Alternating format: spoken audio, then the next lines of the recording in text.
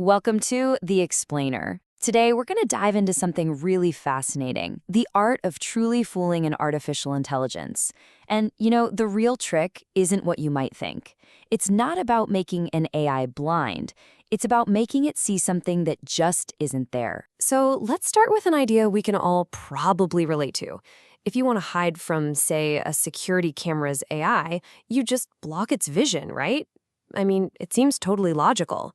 But it turns out that's actually the least clever way to go about it. And that actually brings us to our first really key distinction here, the huge difference between just hiding and truly disguising. See, the real goal isn't just to cause a recognition failure, where the AI just kind of throws up its hands and says, I have no idea what that is.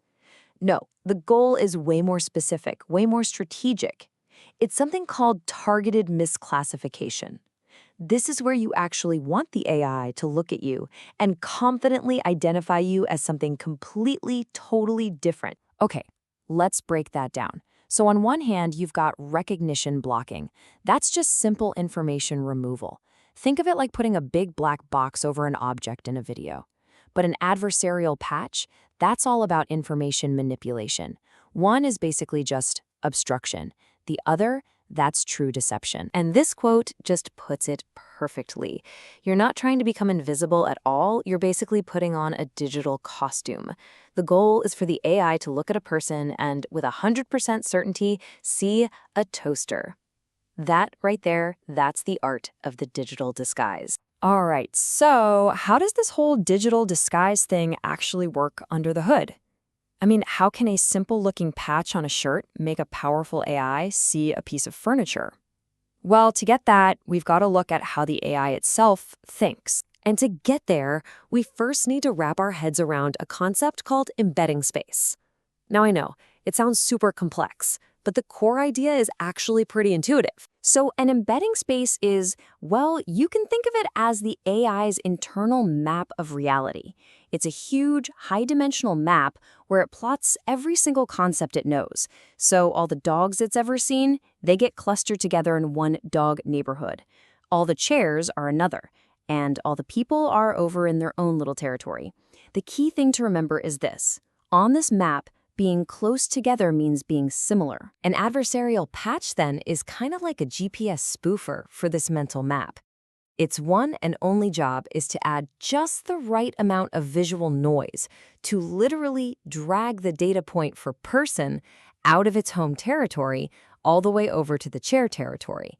So the AI isn't really confused in the way we think of it. It's just been given incredibly convincing but totally wrong directions on its own map. Okay, so if the goal is to basically move these coordinates around on the AI's map, how in the world do you actually design a patch to pull off this kind of perceptual heist? Let's get into that. Making a successful patch isn't just throwing random noise at the screen. It's a really precise, methodical process. So first, you gotta know what the AI currently sees. Step 2, you pick your target. What do you want it to see instead? Then, and this is absolutely crucial, you have to analyze the specific visual features the AI associates with that target. And finally, an algorithm gets to work, optimizing a pattern that cleverly injects those target features onto the original object. And that optimization process is incredibly detailed. I mean, the patch has to be just the right size. Not so big that it's obviously just blocking the view, but not so small that it gets ignored. It also has to be placed right where the AI's attention is naturally drawn. And its pattern, well, it has to be packed with the specific textures and shapes that scream target class to the AI, all while trying its best to look kinda natural to us humans. Now, look, this might all sound like a pretty fascinating, almost technical game. But understanding the mechanics of this digital disguise, well, it has some incredibly serious, real-world implications for security and for how much we can trust our AI systems. And this really gets to the true danger of it all. A successful attack doesn't just make an AI uncertain. No, it makes the AI declare, with something like 95% confidence, that a person is a fire hydrant or a stop sign is a speed limit sign.